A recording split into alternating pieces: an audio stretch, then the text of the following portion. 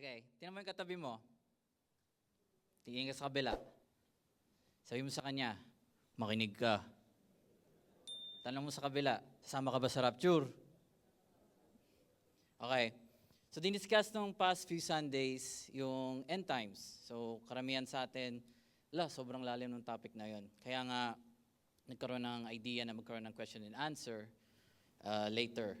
Pero bago tayo dumating doon, bago natin itakil yung mga tanong natin about sa end times, ano yung mga specifics, ganyan-ganyan, or kung meron kayong curiosity na gusto nyong masagot mamaya, punta muna tayo sa ano yung gagawin natin. Okay, alam na natin mangyayari yon. So, alam natin na parating pa yon, di tulad ng mga nakikita online na tapos na daw, basta yun. Pero alam natin na parating pa lang siya. Pero ano dapat gawin natin while waiting? Sabi dito, what we need to do while waiting for the end time? Magkuyakoy na lang ba? O wala, dito na lang ako sa bahay sa kwarto kasi alam ko matatapos na itong mundo eh. Wala naman sinabi si Lord kung kailan, di ba? Pero may sinabing signs. So ibig sabihin, meron tayong kailangan dapat gawin. At yun yung discuss natin yan. Do the job that God has assigned to us. Kung meron kayo Bible, pwede niyo buksan para sa sarili niyong version. Pero sa Mark 13:34, sabi dito, it is like a man going on a journey. When he leaves home and puts his servants in charge, each with his work. Tandaan niyo yung mga naka-underline dyan. Mahalaga yan. And commands the doorkeeper to stay awake. So sabi mo sa katabi mo, his work. So ibig sabihin, kailangan may trabaho. Sabi mo sa katabi mo, kailangan may trabaho. Yan, hindi ko tinapatamaan yung mga wala pang trabaho, pero kailangan, sabi dito sa Bible, kailangan meron daw. At yung trabaho na to, hindi lang yung regular na trabaho, kundi yung inassign sa atin ni God. Mainly, yan nakalagay sa baba, which is soul winning and discipleship through Bible studies. Sino dito may Bible study ng inaatinan? Taas kamay. Okay, very good. Sino naman dito yung may Bible study ng hinahandle? Taas kamay. Okay, very good. So, para magawa yung main job or yung main duty na inassign sa atin, tulad sa story sa Mark 13, na bago umalis yung master ng bahay, nag-assign muna siya ng trabaho sa kanyang mga servants bago siya umalis. So si Jesus, ganun din. Bago siya umakyat sa langit, nag-assign din siya ng duties sa lahat ng tunay na born-again Christian or naniniwala sa kanya. At yun ay ang pagsusoul win and pag-discipleship. So sabi mo sa katabi mo, nagsusoul winning ka na ba? Sabi mo sa kabila, may Bible study ka na ba? Yan. Kung wala pa, kailangan gawin na natin dahil yan ang unang trabaho na binigay sa atin ni Lord at mainly dapat natin ginagawa. Next. Use your time, energy, and resources in doing God's will. So pwede niyo buksan ulit or follow na lang dito. Luke 21:34-36. Sabi dito, basahin ko mabilis. But watch yourselves, lest your hearts be weighed down with dissipation, wasting time, energy, resources, and drunkenness and cares, example, divided attention or focus of this life, or sa ibang translation, of this world. And that day come upon you suddenly like a trap, for it will come upon all who dwell on the face of the whole earth. Okay. Sino dito pag dumaan ng isang linggo, wala siyang problema? Okay. Sino dito, minsan pagising pa lang, may problema na? Taas kamay. Okay. So, mga tao tayo. Okay, na nakatira sa mundo. So, normally, yes. Lahat ng tao may problema. Pero sabi dito, huwag daw tayong mag-focus sa mga bagay na ganun. Hindi lang sa problema actually. Binanggit dito yung drunkenness. So, simbolyo ng drunkenness is yung pag-e-enjoy ng sobra-sobra. Okay lang mag-enjoy. Sa SYP nga, di ba? Pag sinasabi natin, SYP! Okay, sige. Pagbigyan. Medyo nagugulat sila eh. Pero di ba, happy. Pero hindi pwede naman na sobrang happy-happy din. Hindi rin naman pwede na sobrang kang nag-aalala.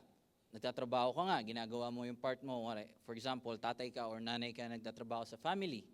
Pero sa kakatrabaho mo, ginagawa mo lahat ng kailangan mong gawin, pero nag-aalala ka pa din. Madami kang inaalala mo yung ganito, inaalala mo yung ganyan, inaalala mo ba kung yung gripo sa bahay ngayon, nasarado mo ba?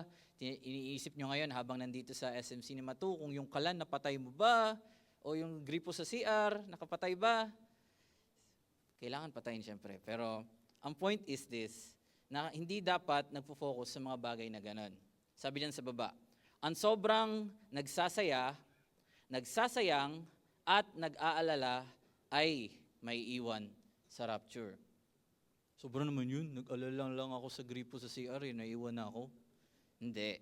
Ang point is, kung yung buong buhay mo ay naubos na sa paggawa mo ng tatlong bagay na to, sinasayang mo yung resources mo, yung oras mo, imbis na gawin mo yung bagay para kay Lord or magtrabaho ka ng mabuti, ginagawa mo, nag-e-enjoy ka lagi, puro gala, puro inuman, puro kung ano yung gusto mong gawin, yun lang yung gusto mong gawin, at yun lang din ginagawa mo araw-araw, then nagsasayang ka ng oras. At sabi dito, wag. Dahil pag ginagawa mo to lagi, at biglang dumating yung rapture, hindi ka makakasama. Sabi mo sa tabi mo, sumama ka sa rapture. Sabi mo sa kabila, huwag kang magsayang. Yan. Ano yung huwag sasayangin? Time, energy, and resources. Okay? Tandaan natin, ang sobrang nagsasayang at nag-aalala ay may iwan sa rapture. Next. Be spiritually ready. Ano yun?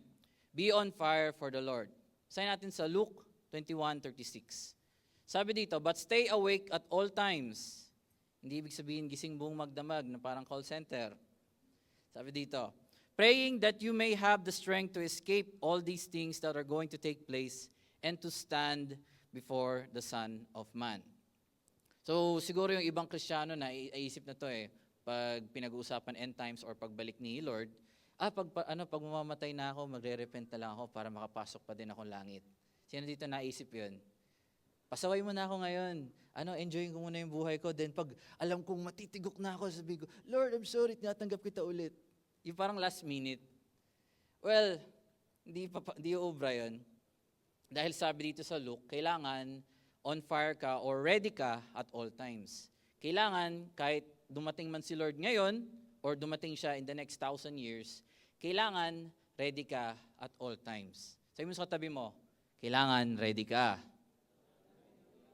Hindi kung kailan may sinasabihan ka lang ng Bible study leader mo, then doon ka lang ready. Pag di ka na nasabihan, or wala na nagbabantay sa'yo, wala na si pastor na nagsasabi sa'yo, ay hindi ka na ready. Hindi pwede ganon. At mamaya dadaan tayo ng mga story na nagpapakita na dapat hindi tayo ganon. Sa Matthew 25:1-6. Then the kingdom of heaven will be like 10 virgins, or sa ibang translation, 10 bridesmaids, who took their lamps and went to meet the bridegroom. So ilan daw yung virgins or bridesmaids? Ilan? 10. Okay. Keep track. 10. Sabi dito, 5 of them were foolish and 5 of them were wise. Bakit sila na-category na ito medyo engot, ito matalino? Bakit? Ito. For when the foolish took their lamps, they took no oil with them. But the wise took flasks of oil with their lamps. As the bridegroom was delayed, they all became drowsy and slept. But at midnight, there was a cry, "Here is the bridegroom, come out to meet him." So yung example na to ay isang metaphor para sa atin. Kasi yung 10 virgins, supposedly, tayo yan. Okay? So sa storya, yung 10 virgins is inaabangan nila yung bridegroom para i-meet. Pero sabi diyan, delayed. Pero kahit delayed, yung 5 sa 10, naghanda pa din, nag-prepare. Hindi nila alam kung kailan dadating, alam nila dadating. May signs ng parating, nakausap sila, na-brief sila na dadating yon at some point, pero sabi dito, delayed. At dumating yung time, inantok sila, nagpahinga, syempre. Hindi naman literal na stay awake, sabi sa Luke, stay awake talaga. Kundi ready lang. Pero dumating hating gabi, dumating yung bridegroom. Ang simbolo niyan ay si Jesus. Bumalik si Jesus bigla. Maring natutulog ka, pag dumating na rapture. Tulog ka sa bahay or kakatapos mo lang ng trabaho, pagod ka, may ginawa ka, biglang dadating si Jesus. Magigising ka bigla. May oras ka pa ba para mag-repent? Kung tulog ka, sorry Lord. Di ganun? Wala na. Kung ano yung oras, kung ano yung ikaw bago ka natulog, ano yung state mo, yun na yun. Kaya sabi mo sa katabi mo, dapat ready ka. Kailangan bago ka matulog, ready ka. Dahil hindi mo alam kung yung tulog na yan ay last mo na eh. Okay? At kung babasahin yung istorya, yung 5 foolish na walang oil sa kanilang lamp, di sila makasama sa bridegroom dahil wala silang ilaw sa lamp eh. Bumili sila sa tindahan para magkaroon. Pero nung dumating na yung bridegroom, yung 5 lang na naghanda ang nakasama tapos sinarado yung pinto. At yung 5 foolish na walang ginawang paghahanda ay naiwan sa labas. So kailangan naghahanda. Sabi mo sa katabi mo, sa kabila naman, maghanda ka na.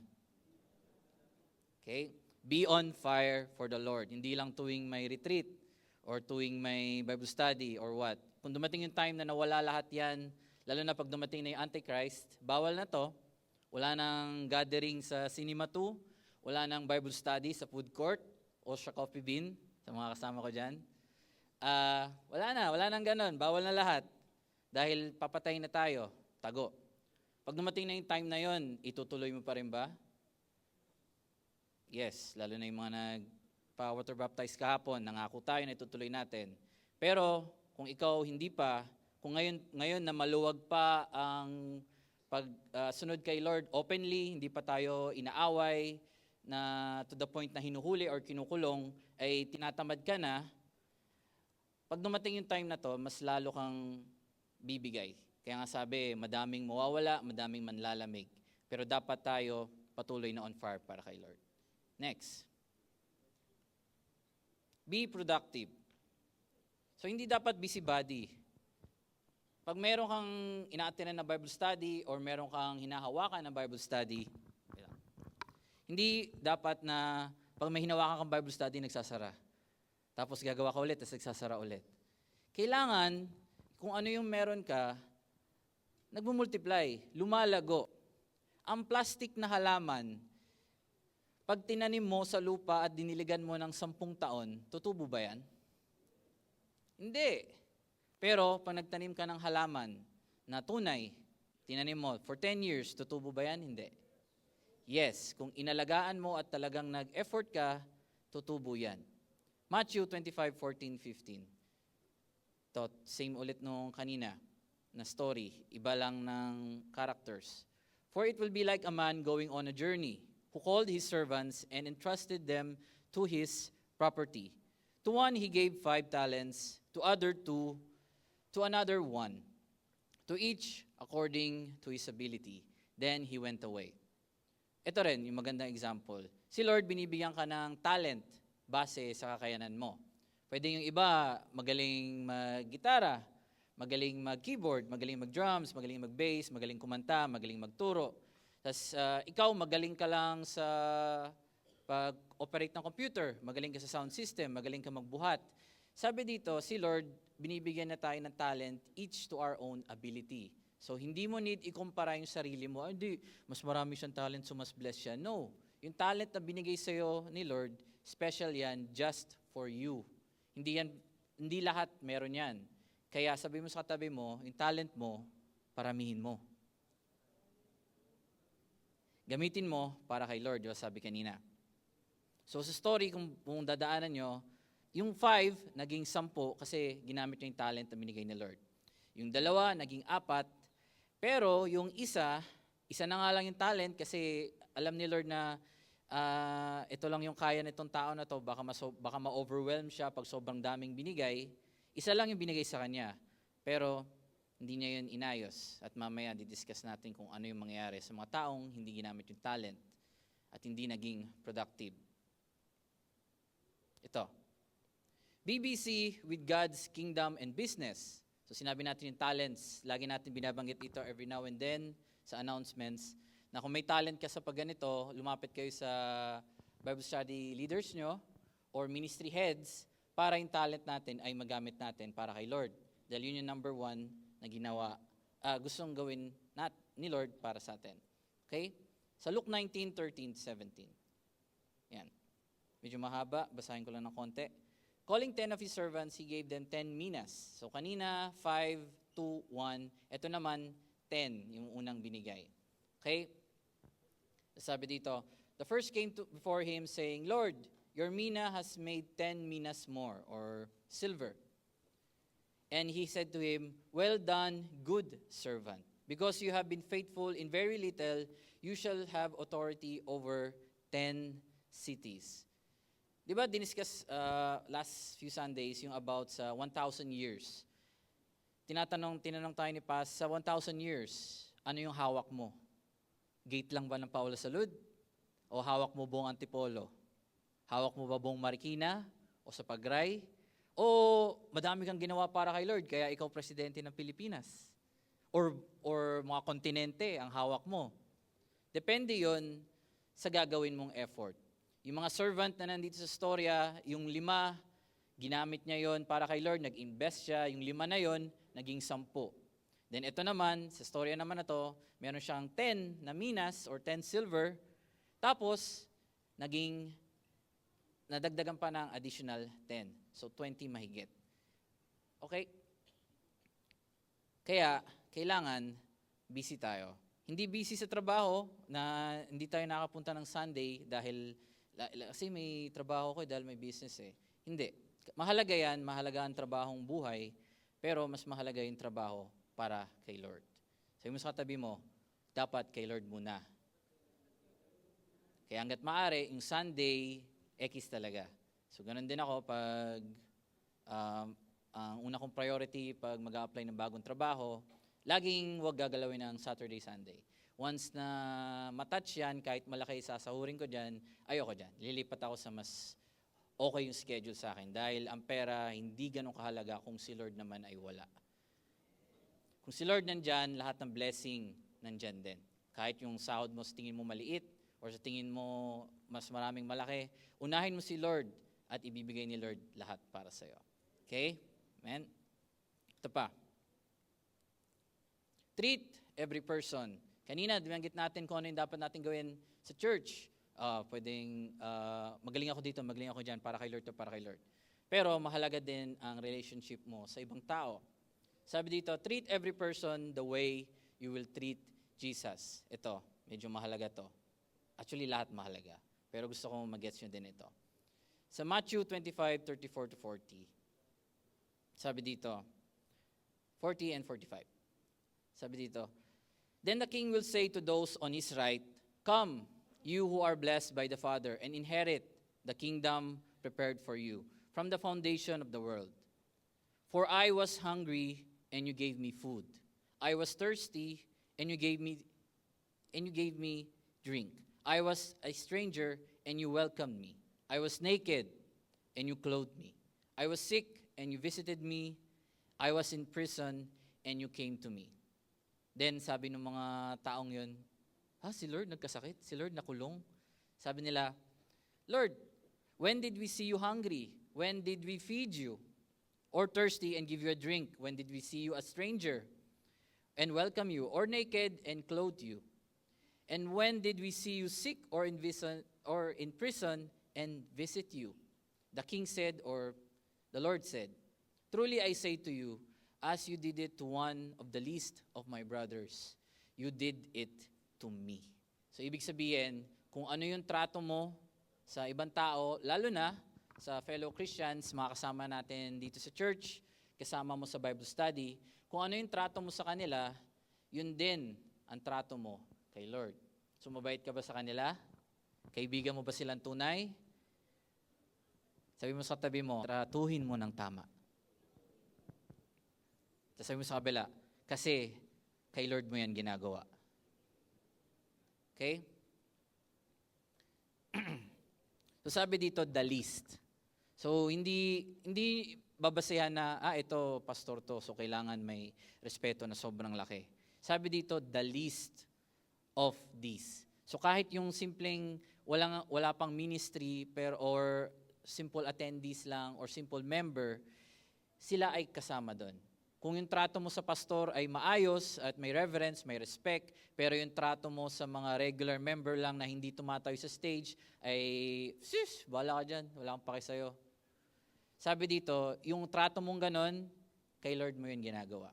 Kaya dapat, kung whether may posisyon yan or may ministry yan, wala sa church or kahit sa labas ng church, kailangan yung trato mo sa mga tao ay maayos. Dahil lahat yan, babalik sa'yo at sasabihin ni Lord, yan yung ginawa mo sa akin. So, gusto natin mabuti, di ba? Sabihin ni Lord, ginawa mo to sa akin, tinulungan mo ako, naging mabait ka sa akin. Binigyan mo ako nung wala ako. Pagtataka ka, kailan ko ginawa yun, Lord? Nung mga times na tumulong tayo sa iba, yun. Kaya yun, treat every person the way you will treat Jesus. Ano mangyayari sa servant na hindi gumawa? Kanina, wait lang, pwede ba bumalik? So may mga servant na hindi yung talent, hindi ginamit or hindi pinarami. Ito yung example. Sabi dito, he gave 1 5, to another 2, and to another 1. Yung nag-iisa na lang, yung 1, yun ang hindi nagpagamit. Binaon niya sa lupa, yung 1 talent na yun, isa na nga lang, imbis na invest niya, para rumami man lang at least, kahit tinatamad siya, invest man lang niya, para at least may mapala. Hindi niya yung ginawa. Kahit yun, kinatamaran. Ang pagiging tamad po ay nakakapunta sa atin sa impyerno. Kung tamad ka, huwag ka nang umasa makapunta sa rapture, kaya dapat ngayon pa lang ayusin natin yun. Ito, the unprepared servant will be punished. Matthew 24:48-51, yan yung buong story. Umalis na yung master o si Lord, umalis na. Pero yung isang servant, hindi katulad nung first 2. Yung first 2 masipag, kahit wala yung boss nila, wala yung master nila, nagtatrabaho pa din. Kahit walang nakabantay sa kanila, ginagawa yung trabaho nila. Pero yung isang servant, wala yung boss, so sabi niya, mag-enjoy ako, magkukuya-kuya ako, gagawin ko kung ano gusto ko. But if the wicked servant says to himself, my master is delayed, and begins to beat his fellow servants, and eats and drinks with drunkards, the master of that servant will come on a day when he does not expect him, and at an hour he does not know, and will cut him in pieces, and put him with the hypocrites. In that place there will be weeping and gnashing of teeth. So ito yung tinutukoy doon. Hindi to yung mga unbelievers. Ang tinutukoy dito, servants. So ibig sabihin, mga lingkod ng Diyos na hindi nagtatrabaho ng maayos kay Lord. Hindi porket delayed na. Sa Bible, kung babasahin nyo, madami doon na binabanggit. Ilang libong taon na binanggit yan, yung babalik si Jesus, wala pa din. Up until now, modern time na. Diba? Sabi, wala pa rin naman, wala pang nangyayari. Why? Pero sabi dito, diba kasi, dadating yun on a day we do not expect, and on an hour we do not know. Kaya nga sabi sa kaninang mga verses, kailangan ready ka. Sabi mo sa katabi mo, kailangan ready ka. Dahil di natin alam kung kailan dadating si Lord. At sabi nga kanina sa isang example sa 10 virgins, dumating yung bridegroom midnight kung kailan tulog lahat. At yung 5 na nag-ready, yung 5 na handa, sila lang yung nakasama. Yung 5 na hindi naghanda, kahit sila ay tinawag, sila ay servant, sila asana ay kasama. Pero dahil hindi sila nag-ayos, hindi sila naghanda, naiwan sila. Sino dito gusto sumama sa rapture? Taas kamay. Yan, lahat ng nakataas kamay, sabihin mo sa sarili mo, maghahanda ako. Diba? So ano yung mga dapat gagawin? Balikan natin, yun lang naman yun. Do the job that God has assigned to us. So pag-win souls at make disciples. Use your time, energy, and resources in doing God's will. Ang sobrang nagsasayang, at nag-aalala ay may iwan sa rapture. Be spiritually ready. Be on fire for the Lord always. Hindi tayo perfect, pero strive na gawin mo yung best mo para kay Lord. Hindi dahil Sunday ngayon o dahil may Bible study ka. Kailangan kahit mag-isa ka na lang, wala nang nakatingin sa'yo, si Lord lang nakatingin sa'yo, matutuwa siya sa ginagawa mo. Be productive. Kung ano man yung ginagawa mo para kay Lord, whether ministry yan sa church or Bible study yan na hinahawakan natin, be productive. Multiply what God has given you. Yung talent mo, kung magaling ka lang dati ganito, then kailangan madagdagan. For example, bigyan ko madaling example sarili. Ako, magaling lang akong magsalita. Magaling akong mag-report sa school. Ganun. Yun lang yung talent ko. Hanggang sa natuto ko mag-drums, natuto akong kumanta. So yung mga talents na binigay sa atin ni Lord, kanya-kanya yan. Pero nasa sa'yo yan kung paano mo yan paparamihin. At huwag mo i-compare yung sarili mo, kasi ito magaling. Hindi, wala kang paki sa kanya. Dahil yung talent niya, galing yan kay Lord, especially para sa kanya. Pero yung talent na binigay sa'yo ni Lord, especially yan para sa'yo lang. Kaya huwag kang mag-focus sa iba, mag-focus ka sa talent mo, paramihin mo yan. Ganon din sa Bible study, yung hawak mo, alagaan mo ng todo, dahil yung halaman, pag inalagaan mo ng todo for 10 years, hindi lang 10 years, or kahit less than that, kung totoo yan at tutubo at dadami. Be busy with God's business. At yung business na yon ay yung winning souls and make disciples. Treat every person the way you will treat Jesus. So, ibig sabihin, maging mabait ka. Kailangan, gusto kong bumait, pero nagagawa ko na. Yeah. Yan, okay, ganon. Hindi perfectly, pero kailangan ganon. Hindi pwedeng, hindi ko magawa. Ano tayo dyan? Hindi tayo servant pag ganon. So kung ano man yung trato mo sa pinakamababa na level, hanggang sa pinakamataas na level ng tao sa church or kahit sa labas ng church, kailangan isipin mo na kay Jesus mo yan ginagawa. Okay? And yung lastly nga, pag hindi tayo sumunod or hindi natin ginawa yon, pag di tayo prepared, hindi sinabi dito kung anong description na iba, kundi ang sinabi lang ay unprepared dahil hindi naghanda. So the unprepared servant will be punished. So sino dito ayaw sumama sa rapture? Okay, gusto lahat sumama, di ba? So kailangan maghanda. Sabi mo sa sarili mo, naghahanda na ako. Okay? Dahil yun lang ang kailangan natin para sumama sa rapture. Ang mahirap is maghintay. Hindi natin alam kung kailan eh. Pwedeng mamaya, pagkatapos ito dito. Or pwedeng habang nagsasalita ako, biglang mangyari. Hindi natin alam. Pero si Lord lang nakakaalam nun. Pero ang dapat natin gawin ay ito. Kailangan natin mag-ready, gawin natin kung ano yung gusto niya, para kung dumating yung time na talaga, makakatayo tayo sa harap ni Lord na hindi tayo nahihiya or wala tayong regret. Dahil ginawa natin yung best natin kahit may madami tayong mali, pero ginawa natin yung gusto niya. At sasabihin sa atin ni Lord, ito, well done. Okay? Okay. Yun lang. So, sabi mo sa tabi mo, maghanda ka na, o mo kakalimutan yon. And yung sa questions, ready nyo na, at ipabalik ko na po ang ating mic sa ating gwapong pastor na pinasa niya yung trabaho niya sa akin ngayong araw na to. Okay po, palakpakan po uli natin si Bethuel. Ayan, pwede na akong magpahinga dyan habang tuturo siya. Okay, so question and answer time. Pakibigyan ng kaprasong papel, maliliit na papel. Ayan, gaano ba kalit yan? Baka rolling paper yan, ha? Oh, yun na nga.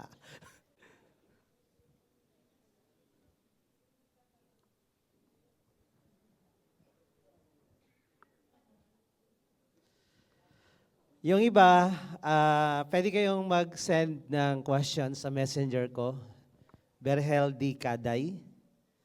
Okay, Berhel D. Kaday.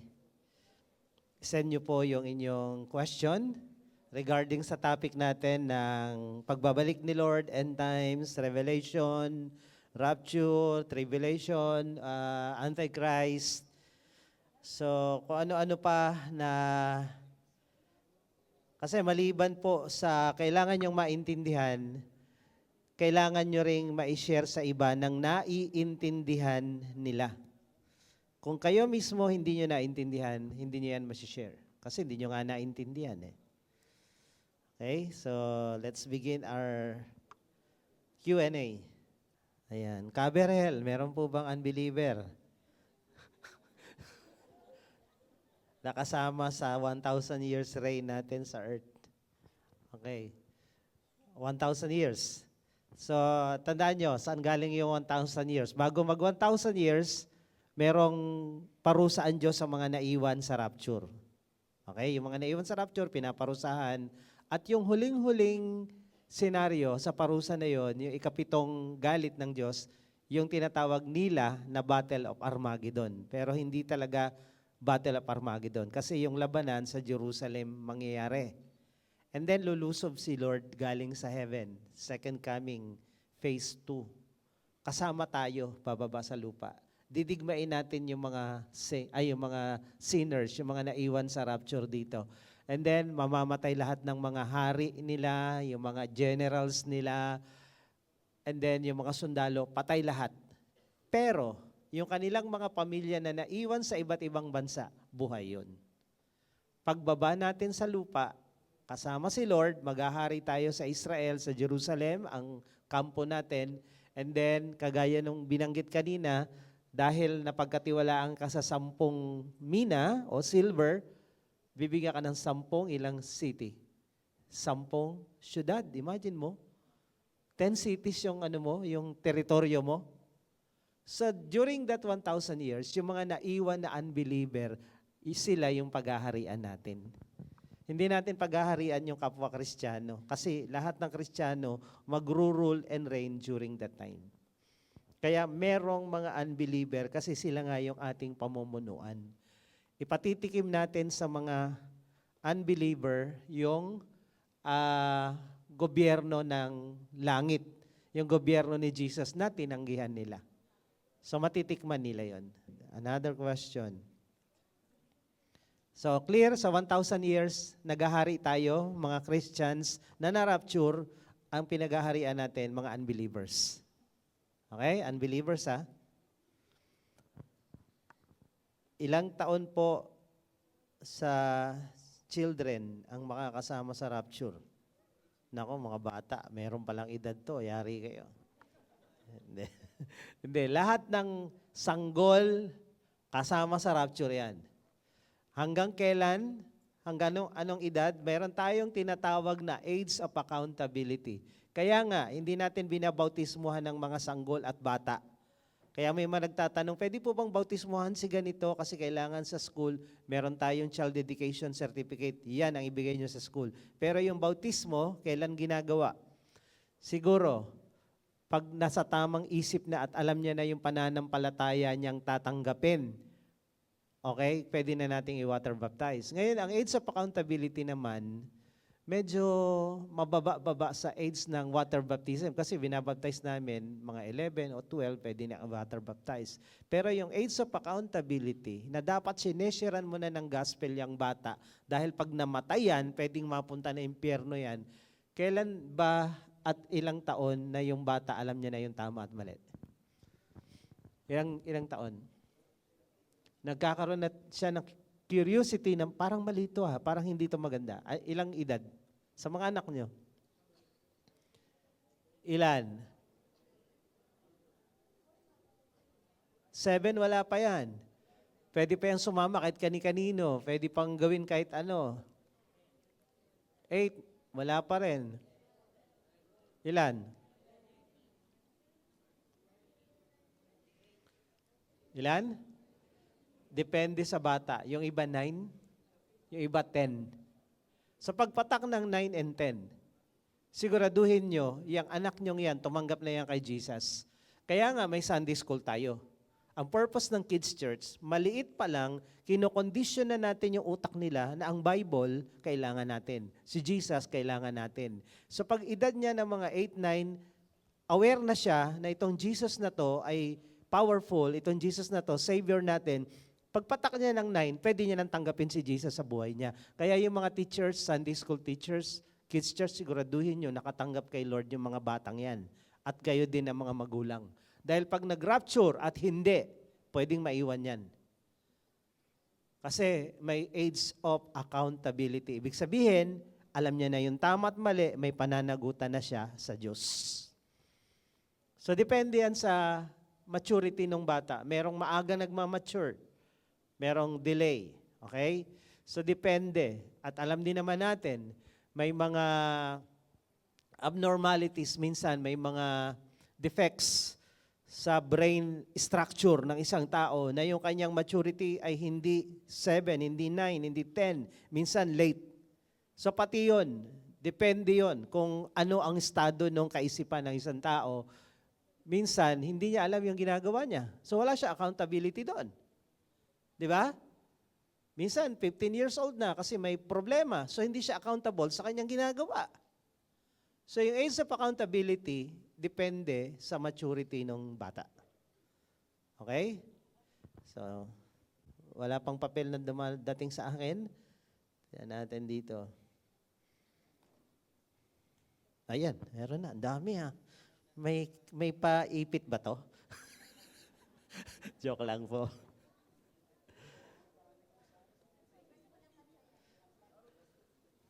Paano kung mga autistic makakasama ba sa rapture? O may problema sa utak? Yan na nga, kasasagot ko lang. Kasasagot ko lang ngayon dahil alam nyo, ito lang ang totoo. Nagpe-prepare ako ng topic na lalo na yung PWD month. Gusto ko magturo na lahat tayo ay PWD. Lahat tayo ay person with disability. Lahat tayo. Dahil kung wala tayong disability, di superhero tayo, superman tayo, perfect tayo, may mga bagay, marami akong bagay na kayang gawin. Pero may mga bagay na hindi ko kayang gawin. So ibig sabihin, yung hindi ko kayang gawin, disability ko yon. I'm not able to do that. I am disabled to do that. Kaya lang, may mga tao talaga na yung kanilang disability ay medyo matindihan. Pero in spite of that, nakita niyo naman sa mga YouTube, walang paa, walang kamay, pero nagtatrabaho, di ba? Yung motivational speaker na Christian, hindi kang hirap kasi ng pangalan na si Butchkik, Bolshevik. Ang hirap kasi. Pero grabe, di ba? Walang kamay, walang paa, swimmer, sports, enthusiast. Your disability doesn't have the power to make you inutil. Lahat ng disability, alam niyo lahat ng matatalinong tao, karamihan, autistic, ADHD. Kaya nga, the question is, maliligtas ba sila? Of course naman. Of course naman. Paano? Sharean mo. Sharean nyo. Kasi nung nagtatrabaho ako sa Katipunan, bagong Christian ako, siguro 1 year Christian ako, dumating yung isang missionary na taga Texas. Ginagamit niya akong instrument para i-share sa Tagalog yung gospel doon sa Katipunan, sa Ateneo. So nagsishare kami sa karsada, so ako nagtatranslate sa Tagalog. Ang problema ko, yung mga baliw, ang daming baliw doon na nakakalat. Pinagpe-pray ko, sabi ko, Lord, paano to makakapasok sa langit? So tatambay sila sa tindahan namin, sa Smokers kasi ako. Pag upo doon, kinakausap ko, Jesus, Jesus, gaganyan sila, Jesus. May moment na nakakaintindi sila. May moment na alam nila yung sinasabi mo. Pero hindi lahat ng moment. So in that case, challenge talaga na mag-share ng gospel sa mga may problema, lalo sa kaisipan, pero kailangan nilang masave. Kaya nga, merong mga ministry, pati sa mga bulag, alam nyo ba? May nagsishare ng gospel sa mga bulag, kaya lang, hirap siguro i-share yung topic number 3 doon, no? Kasi, kailangan mo ng picture. So, wala nang imposible kay Lord ngayon. At ang Diyos, humihipo siya, kumikilos siya sa mga Kristiyanong nagbibigay siya ng burden sa specific group of people. Meron sa bulag, meron sa mga pipi, meron sa mga kung ano-ano, pati sa mga autism, tsaka ano pa ba, Down syndromes, meron. Kasi may soul din sila. Pero tatimingan mo, kailan? Kailan mo sila masyashara na naintindihan nila. Kaya lahat yan pwedeng masave. Ngayon, i-judge tayo ni Lord according to our understanding. I-judge tayo ni Lord according to to the level of your understanding. Hindi judges ni Lord yung may sakit na ganito, tapos hindi niya naintindihan yung isang bagay at huhusgahan siya ng Diyos. Grabe naman Diyos yan. Ipinanganak itong isang tao na ang growth niya ay delayed, tas namatay siya sa ganitong edad. So hindi siya huhusgahan ng Diyos ayon sa edad, kundi ayon sa understanding. Kung ano yung naintindihan mo, kaya nga ang gospel pinapaintindi. Kaya yung mga nagba-Bible study, wag lang kayo turo ng turo, oy, natapos ko topic number 1, 2, 3. Hindi to karera. Kailangan maipaintindi. Kahit ulit-ulitin mo pa ng 10 ulit, bastang mahalaga, maintindihan, period. Pag hindi naintindihan, ulitin ulit. Dahil huhusgahan ng tao ayon sa kanilang pagkaunawa. Kaya may pananagutan din yung nagsishare ng gospel kung hindi naunawaan ang sinesharean mo yung mga bagay na tinuturo. Okay, next question. After 1,000 years, ayun, dami na. Pagbalik natin, magkakamag-anak, nasagot ko na to. Wala nang mag-asawa doon. Makinig kayo lagi ha. Minsan tulog kayo kaya hindi nyo namimiss nyo itong mga ibang hindi na tayo mag-asawa sa heaven. Sa 1,000 years, di na rin tayo mag-asawa. Kasi sa heaven, di na tayo mag-asawa. Pamilya na tayo. Kapatid, lahat tayo. Asawa mo, kapatid mo na lang. Pagdating sa 1,000 years, dire-diretso na yun. Ganun na rin ang setup. Okay, dito naman tayo sa papel. Pag rapture na po, di ba maraming tatanggap? Masasama pa po ba sila sa rapture or too late na? Hindi sa rapture tatanggap ha. Bago mag-rapture, maraming tatanggap kay Jesus. Dahil magra-rapture lang pag ang lahat nakarinig na. Tandaan niyo yung Matthew 24:14, and this gospel of the kingdom will be preached to all nations for a witness, bilang patunay na kayo ay nakarinig. Patunay na kayo ay hindi ignorante, hindi kayo walang understanding, na patunayan na narinig nyo, tinanggap nyo man o hindi, so the end will come. Rapture will come. So during the day of rapture, palagay ko, wala nang doon, wala na yung hahabol pa na tatanggap kay Lord. Hindi. Bago mag-rapture, maraming tatanggap kay Lord. Kaya sa rapture, maraming magbabackslide bago mag-rapture, yung mga peking Christian, pero marami din namang tatanggap kay Lord bago mag-rapture. Okay? Kaya yung during the rapture day, yung hahabol pa, parang malabo na yun. Parang umandar na yung jeep, tapos tatakbo ka pa biglang. Yung ginagawa ko lagi sa mission, umandar na yung barko, tapos aarkila ako ng bangka. Parang James Bond, naakit ako sa gilid, o tumatakbo na yung bus, biglang hahabulin ko sa India, biglang hawakan kong ganun. Sa rapture, hindi pwede yan. Wala nang hahabol on that day. Before, nag-serve at nag-busy ka kay Lord, pero bigla kang nalaglag dahil may dumating na matinding problema. Papaano po ang ginawa? Ginawa mo, makredit po ba yon o wala na? Kagaya ng sinabi kanina, yung sobrang nagsasayang at namomroblema, hindi kasama. The word anxiety sa Bible o problema is dividing of the mind. Masyado ka nag-aalala sa buhay na to, ang dami mong iniisip, kaya wala yung focus mo kay Lord. Tandaan nyo, lahat ng pinaghirapan mo, hindi mo madadala sa langit. Kaya huwag ka mag-focus dyan. Trabaho mo, pag dumating si Lord, tapos na yan. Yung problema mo, tapos na rin yan. Wala nang problema sa langit.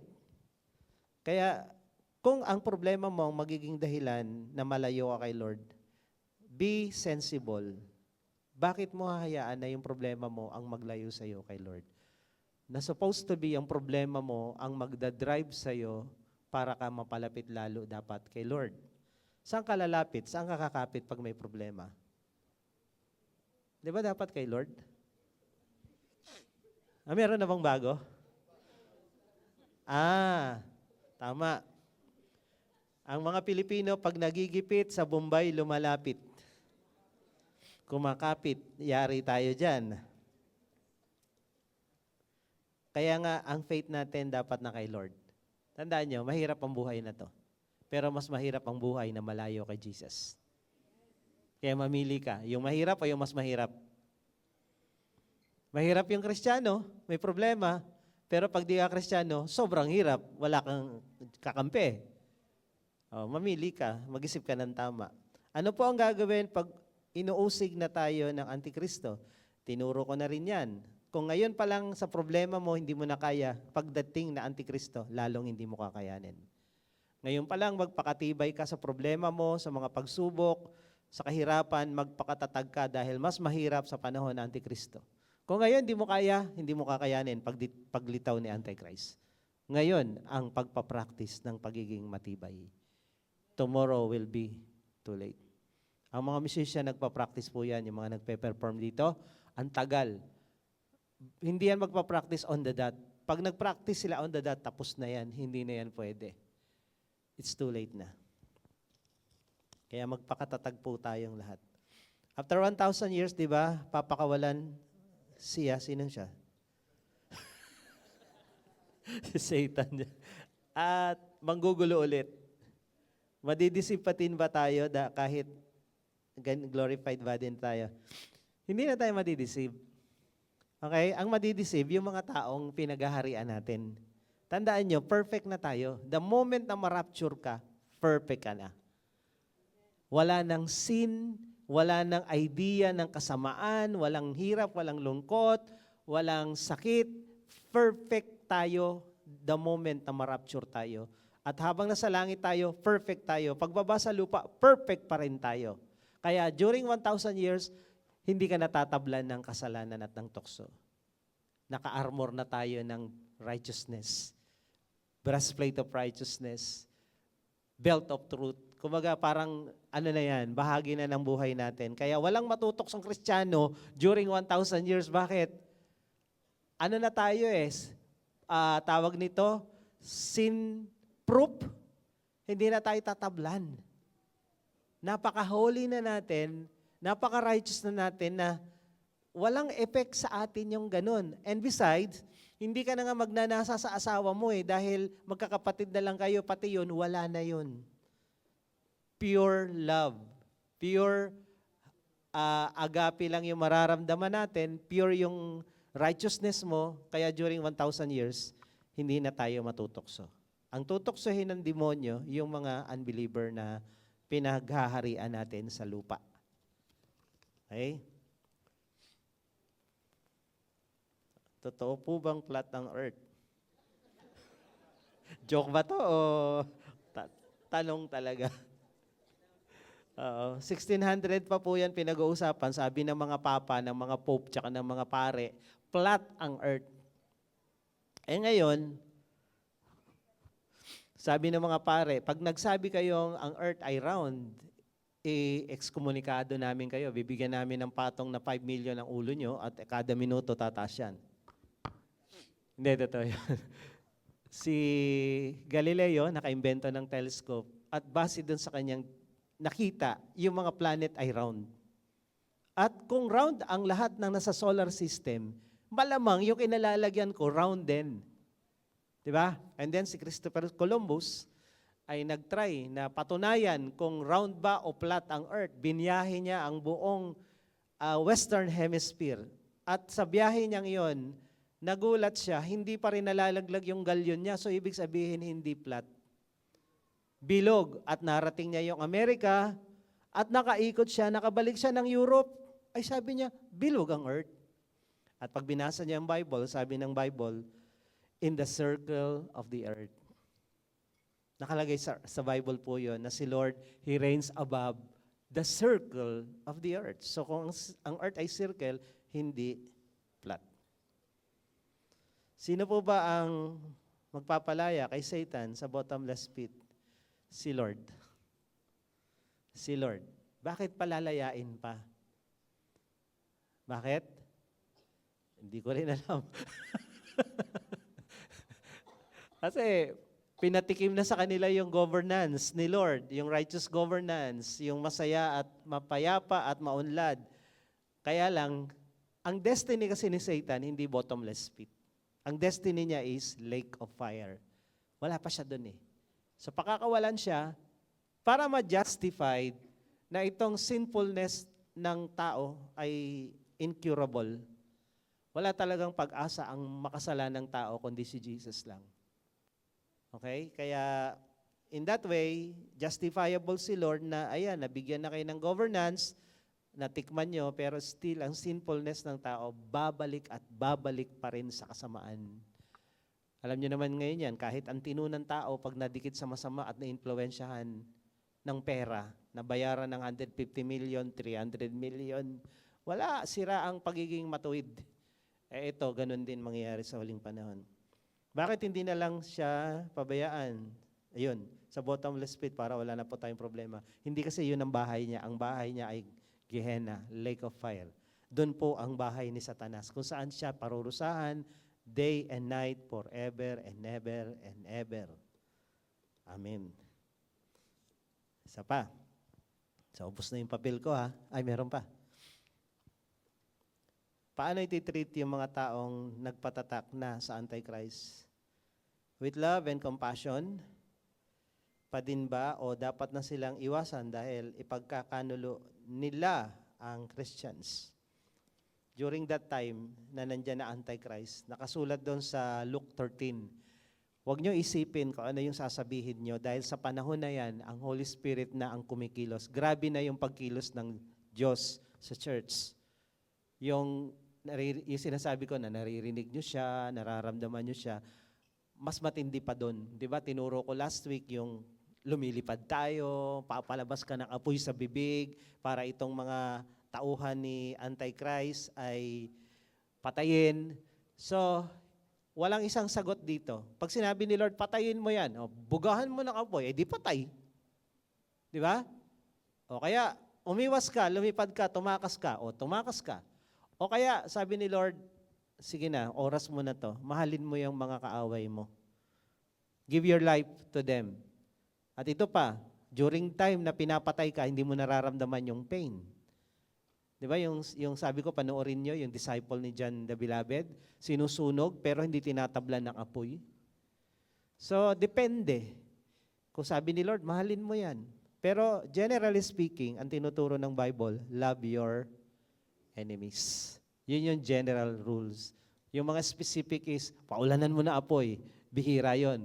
Kasi yung alagad ni Jesus, si John, tsaka si James, ayaw silang tanggapin sa Samaria. Sabi nila, ano Lord, paulan na natin na apoy? Akala mo naman, nasubukan na nila, no? Akala mo naman, kaya nila. Sabi ni Lord, di nyo alam pinagsasabi nyo. Hindi tayo pumunta rito para pumatay ng tao, kundi magligtas. Okay, punta tayo dito sa cellphone. Question. Ask po ng kapatid ko. Kasi sa couples yan, kapitbahay. Ano po ang papel ng mga false prophets sa mga huwad ng propeta sa mga propesiya ng huling araw sa iba't ibang relihiyon at paano natin sila makikilala sa kasalukuyan? Marami pong mga pinapalabas sa YouTube, si Babanga, si Nostradamus, yung artist sa Japan na dinodrawing niya yung mga kasama si Simpsons doon. So maraming mga propesiya, maraming mga prediction na ito yung mangyari, ito mangyari. Ito lang po, ang demonyo ay nangungusap din sa mga anak niya. Pag hindi Kristiyano yan, malamang hindi yan sa Diyos. Ngayon, kung Kristiyano naman na nagkiklaim, pero malalaman mo sa bunga, sabi ni Jesus, you will know them, the prophets, by their fruit. Anong klaseng Kristiyano to? Totoo ba? At i-discern mo, talaga ba siyang kay Lord at yung sinasabi niya kay Lord? Kasi maraming Kristiyano na nag-eepal-epal lang, masabi lang na updated kami, kasama kami sa nangyayari sa mundo, kaya nagpa-prophesy. Kagaya nung sabi ko kanina, ang sabi nila, ang huling sign na magra-rapture na ay yung Ezekiel 37. Ngayon, hindi na nag-aaway ang Iran tsaka Israel. Paano na? So, inatras ni Lord yung prophecy? Ay, sabi ni Lord, wag muna. Sabi nila, magra-rapture na dahil naganap na eh.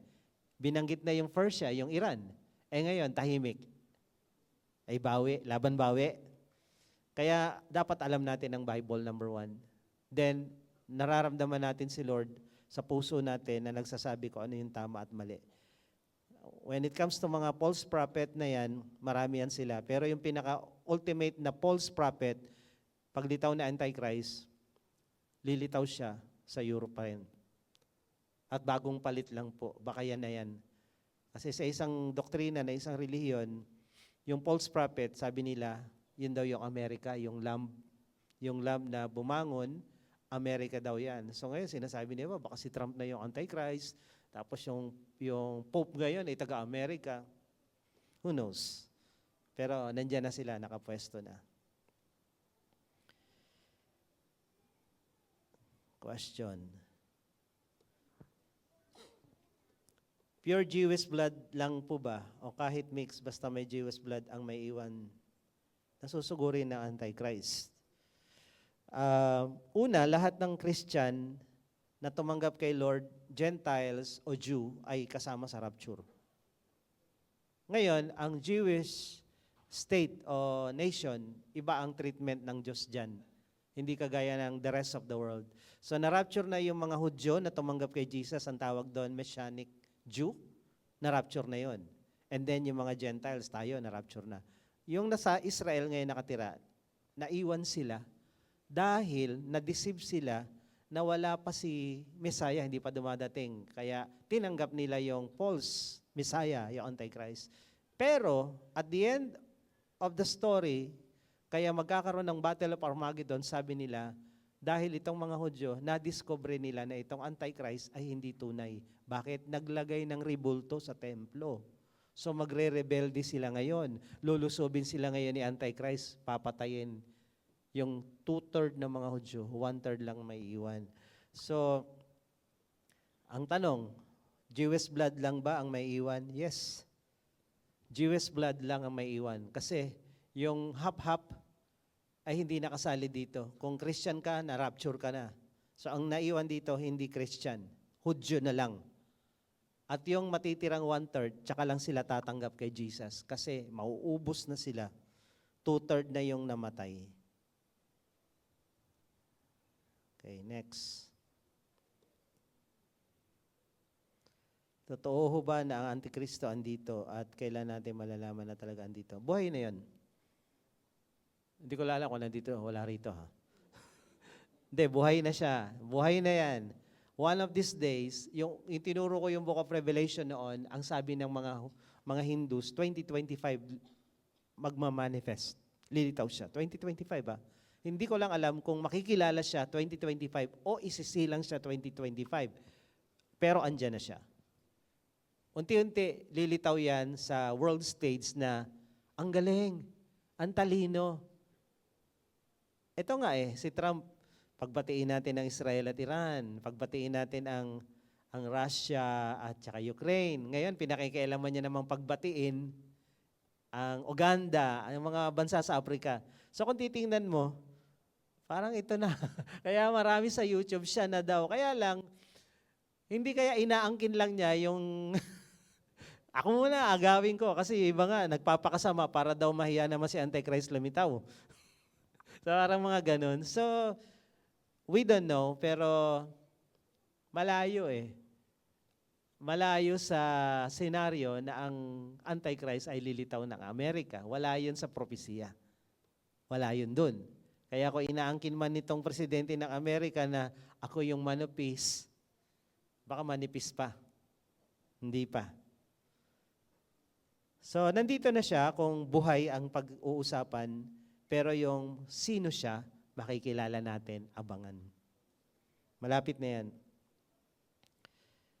Okay, next. Paano kaya yung group of Christian na ang paniniwala na once saved is always saved? Tagilid talaga to. Tagilid talaga to. Ngayon, ayoko lang magbanggit dahil maraming malalaking grupo. Itong isang grupo ng once saved, always saved. Nakasama ang politika sa usapan dito. Bakit sila sumusuporta sa politikong ito? Yung pala, yung kapatid ng politikong ito, presidente ng grupong ito. Na ang usapan, nagkakabayaran dito ng 50 million, 150 million para lang pumirma at mag-agree sa mga usapin na to. Tapos yung kapatid nito, presidente ng grupong ito na once saved, always saved.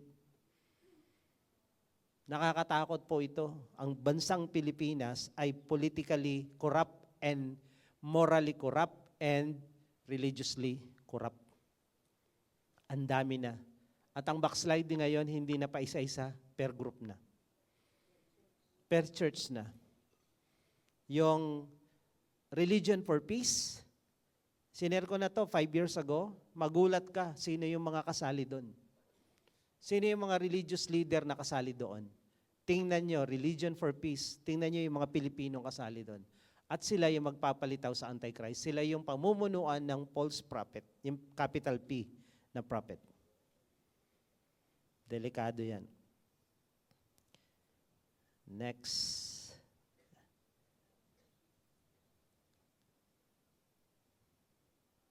Anong mangyayari sa ibang religion na maling paniniwala? Lahat yan mapupunta na impyerno. Kasi lahat yan sasama sa Antichrist, sa pangunguna ng false prophet. Lahat sila sasali. Ang tunay lang na Bible-based believing Christian ang hindi sasali. Yung tayo na paghaharian natin sa pagbabalik yung mga unbeliever, di na ba sila maliligtas? Hindi na. Walang nakasulat sa Bible na maliligtas pa sila for 1,000 years. Ngayon, kung tatanungin niyo ako, ba't ganun? Hindi ko rin alam. Basta, during 1,000 years, ipatitikim sa kanila yung magandang pamamahala ng Diyos. Kaya lang, wala nang kaligtasang nakasulat sa Bible. Kaya nga may nagtuturo na may maiiwan sa rapture, may maliligtas pa. What? Where? Walang nakasulat sa Bible na ganun. Dahil lang nakasulat sa Bible, paglitaw ni Satanas sa bottomless pit, lahat yun sasama uli sa kanya. So walang nakasulat na may maliligtas pa. So therefore conclude, wala na. Kaya ang kaligtasan, now na, hindi bukas. Pag hindi ka naligtas ngayon, huwag ka na umasa, maliligtas ka pa doon. Ngayon na. Sa langit, magiging magkakapatid na lang ang lahat. Kung magkapatid pa din po ba ang lahat after 1,000 years kapag ayan, nasagot ko na yan, magkakapatid lahat tayo.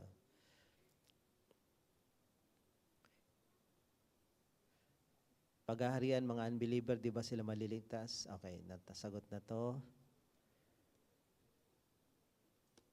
100 years, second coming, phase 2, may sharing pa rin ba ng word that time? Meron. Hindi siya share yung word para maligtas sila. Yung principle and governance ng Diyos na nakasulat sa Bible, ikakalat niya sa buong mundo na ganito ang sistema ng pamamahala, ganito ang buhay, ganito ang katwiran at hustisya. So alam ng lahat. Kaya the whole earth will be filled with the knowledge of God, sabi ng Bible. Pero hindi sila para maligtas, kundi para maintindihan nila ano ang sistema ng gobyernong ito. Dapat kayong sumunod. Di po ba sa bahay ni Satan yung hell at siya yung hari kasamaan? Kingdom niya po ang hell. Bakit po siya parusahan? Again, 3 po ang hell. Hades.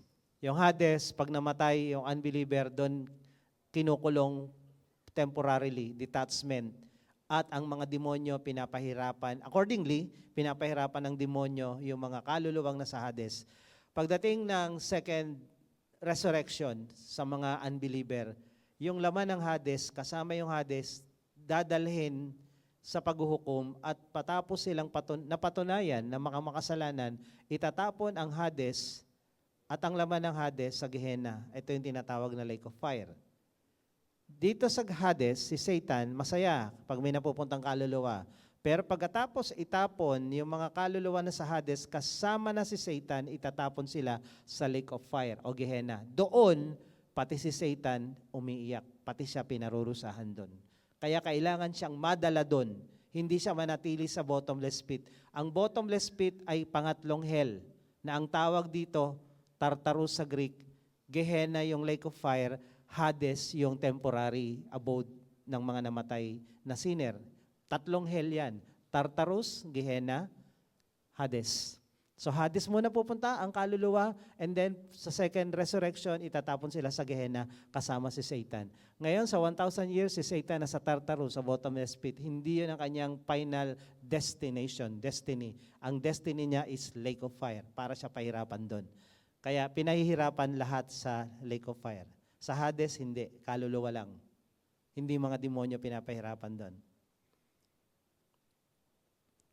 Sana matapos natin to. Sige, last 3. Pinapatanong po ng asawa ko. Yung nga namatay po ba na baby, aborted, mabubo? Yes, nasagot na natin yan kanina. Lahat ng sanggol ay sa langit pupunta. Kahit yung inabort, kahit yung mga namatay, diretso yun sa heaven. Question, ang dami pong naglalabas sa mga influencer ngayon na nagtuturo ng gospel, siyempre para kumita. Paano po ba natin malalaman kung sino ang dapat at di dapat pakinggan? Or sa content nila, may mga palatandaan po ba na ito ay deceiving? Ganito lang yan eh. Bakit mo pa kailangang makinig sa kanila kung nagbabasa ka naman ng Bible na? Kung marunong ka magluto at masarap ang luto mo, bakit ka pa kakain sa karinderya? Kung magaling ka magluto at the best ka, alam mo yung mga recipe, bakit ka pa bibili ng mga luto na o dilata na? Di magluto ka ng sarili mo. Ang ginagawa natin dito, we want you to read your own Bible and understand it kasama si Lord, ang Holy Spirit. Dahil yung mga nagtuturo dyan, one time nga, kasi merong discerning of spirit tayo, no? Pag ako nanood ng mga nagtuturo, lalo na yung nagtuturo sa orsada, tapos ang dami niyang video, may kanan, may kaliwa. Kasi ang purpose lang nun, may post sa kanyang vlog at syempre kumita. Tapos walang nakikinig sa kanya ha, habang nagtuturo siya ha. Walang nakikinig, pero ang dami nagla-likes ng mga baguhang Kristiyano, feeling nila ang ganda ng ginagawa. Sa totoo lang, yung mga nagpiprit sa karsada, ilan ang naligtas dyan? Ilan? Lalo na pag alay lakad dito, yung mga nakalagay na banners, kayo mga bakla, pupunta kayo ng impyerno. May maliligtas bang ganun o may makakaaway ka lang? Tapos ihaharap sa mukha mo, kayo mga lasenggo, sa impyerno kayo pupunta. Ay kung lasing yan, saksakin ka niyan. Ang tao naliligtas sa awa ng Diyos. It's your kindness that draws people to repentance, hindi sa pananakot. Nagsasalita tayo ng totoo pero hindi natin tinatakot ang tao. Pero naliligtas sila kung naramdaman nila na kahit ganon sila, mahal mo. God so loved the world. So, I suggest, wag na kayo manood ng mga ganon. Yung iba, naghahanap lang na manonood para kumita sila. May likers, may haters. The more people responds, the more commercial sa vlog. So wag na, magbasa na lang kayo ng Bible. At kung nakukulangan kayo sa turo ko, ay bahala kayo. Dahil sa totoo lang, yung mga tinuturo ko sa inyo, yung iba dito pang seminar, hindi pang Sunday service.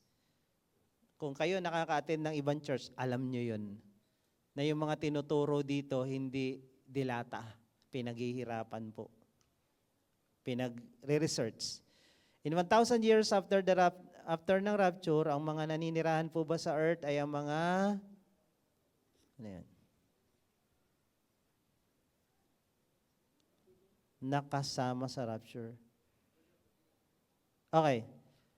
1,000 years, tayo nagre-reign, ang pinamumunuan natin mga unbelievers. After 1,000 years, parurusahan sila, itatapos sila sa impyerno, babalik tayo sa bagong langit at lupa. Wala nang unbeliever doon. Tayo lang lahat ang natira. Okay? Wala na. Tayo na yon. Forever and ever, masaya, walang problema, walang lungkot, walang hirap, walang pagod. Wala nang unbeliever doon. Tayo lang ang natira doon. Okay. Bakit hindi mapatay-patay ni Lord si Satan, kinulong lang? Ang mga spirit hindi namamatay. You cannot kill a spirit. Tayo spirit, hindi tayo namamatay. Ang demonyo spirit, hindi rin niya namamatay. Ang Diyos spirit, hindi rin siya namamatay. So, to control that entity, yung AI virus na yan, kailangan nilagay sa panood tayo ng reckoning. Hindi. Hindi namamatay ang demonyo, hindi namamatay ang Diyos, hindi namamatay tayo. Hindi tayo namamatay spiritually. Kasi ang eternal ay ang spirit tsaka soul natin. Eternal yan. Hindi yan mamamatay kahit anong gawin mo. So to contain yung soul o yung spirit na sinner, sinful, ilagay mo sa impyerno. So ganun din tayo. Hindi tayo makokontrol, ilagay tayo sa impyerno kung tayo unbeliever. Kung tayo naman ay hindi, doon tayo sa heaven. At pagdating ng bagong langit at lupa, kasama tayo doon. Paano po yung mga nasa mental hospital na pasyente, ano magiging situation nila when the rapture comes, since hindi naman nila alam ang tungkol sa Bible? Ayun, yun nga yung sabi ko kanina, God will judge you as according to what we understand. Kaya yung mga hindi talaga kayang umintindi, yung Diyos na yan, hindi ko naman iniisip na ganun siya kalupit, stricto, na hindi ka tumanggap. Kaya nga yung word na the gospel will be preached to all for a witness, ibig sabihin, narinig mo, naintindihan mo, may witness ka, hindi mo tinanggap. Pero yung hindi nakakaintindi talaga, kahit ano pang gawin mo, talagang may defects na talaga yung kaisipan. I believe si Lord, hindi niya naman yun parurusahan according sa hindi niya naintindihan. Kaya nga may witness, kailangan maintindihan mo. So ang Diyos mabait. At kung dumating yung panahon na yon, kahit tayo, may mga kakulangan tayo, di ba? Ako, hindi naman ako perfect. Pero pinagpipray ko pa rin, Lord, yung grasya mo, yung awa mo, sa panahon na dumating, na hindi ko na perfect yung requirements mo, pero may grasya ka eh. May awa ka eh. Maawain kang Diyos eh. Hindi naman ka Diyos na mahigpit. O, konting mali. Mali yung praise and worship mo. Masyadong mababa yung kamay mo. O masyadong mataas, sakto lang. Hindi ganun ang Diyos. Okay? So I believe, hindi niya huhusgahan yung mga tao na may problema sa kaisipan ayon sa kanilang hindi pagkaunawa.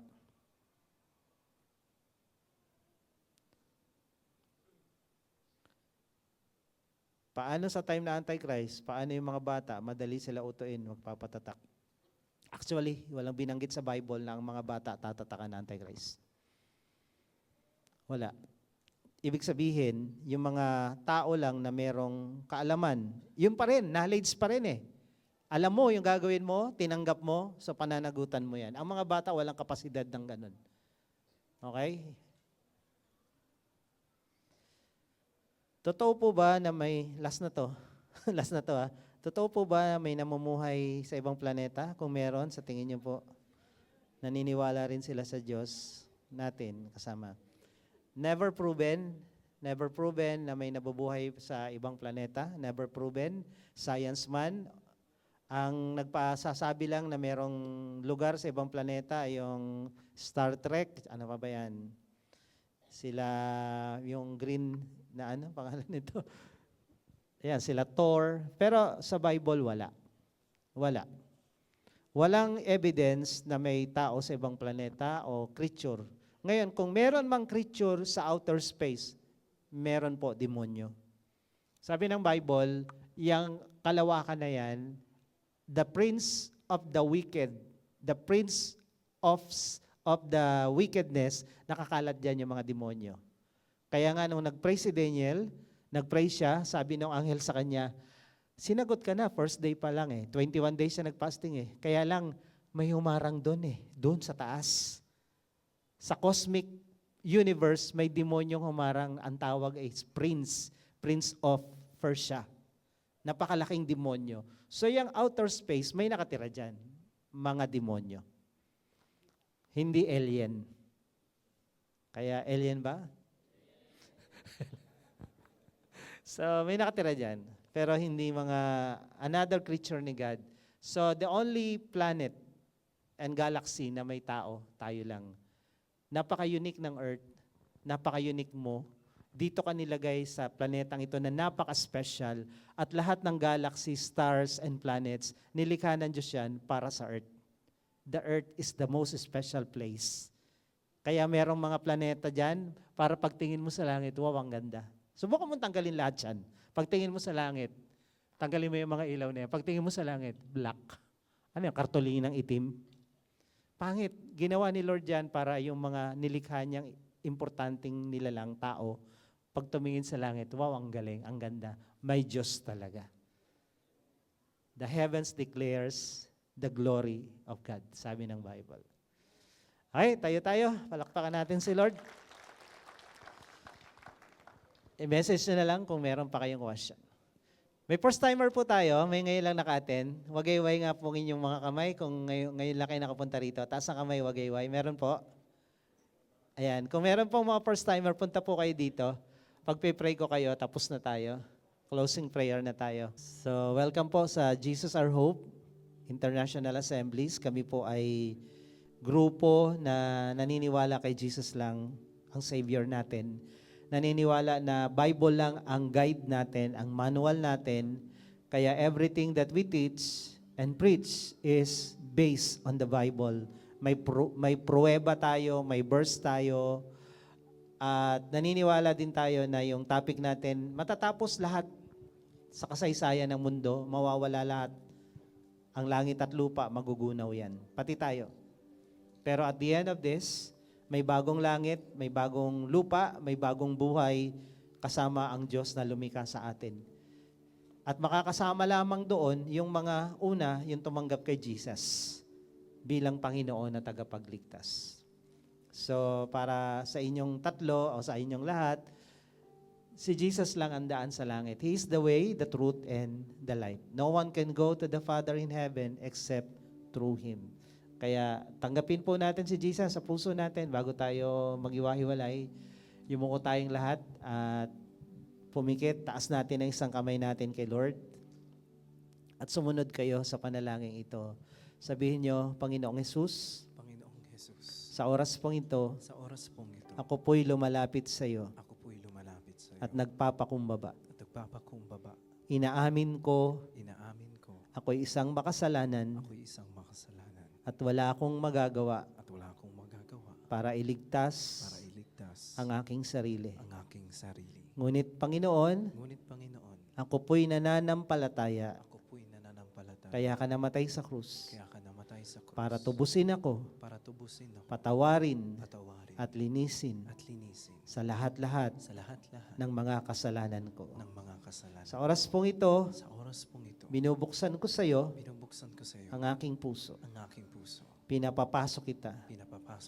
Tinatanggap kita bilang aking Diyos, Panginoon at tagapagligtas ng aking buhay. Salamat po sa pagmamahal mo at sa pagpapatawad mo na natanggap ko sa oras na ito. Ito po ang aking dalangin sa pangalan ni Jesus. Amen. Ako na lang po magpipray. Pwede nyo nang ibaba ang inyong mga kamay. Lord, dalangin ko sa mga anak mo na lumapit dito sa harapan.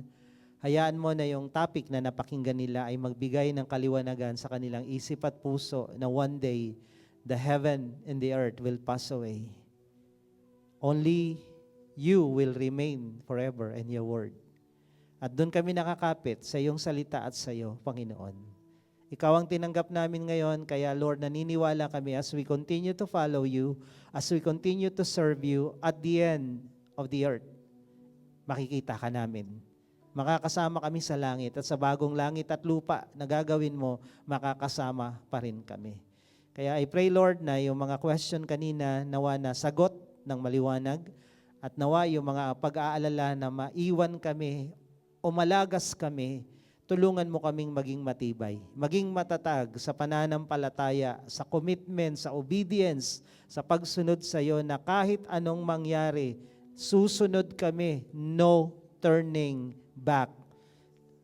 Panginoon, ikaw lang ang pag-asa sa buhay na to. Tulungan mo kami that even we walk to the valley of shadow of death, we will fear no evil because you are with us. Kaya sa araw-araw at linggo-linggo na pakikibaka namin sa buhay na ito, ikaw ang aming tagumpay. Ikaw ang aming lakas. Tulungan mo kami na kumapit at lumapit sa iyo araw-araw. Thank you, Lord. We give you praise. In Jesus' name we pray. Amen.